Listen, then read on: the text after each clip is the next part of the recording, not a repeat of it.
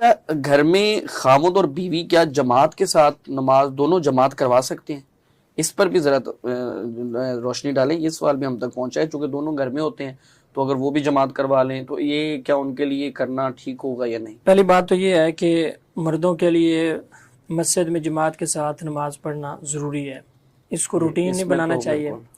لیکن اگر نماز گھر میں جماعت کرواتے ہیں خامند اور بیوی یا اہل خانہ، اس میں مرد بھی ہیں عورتیں بھی ہیں، تو کروا سکتے ہیں.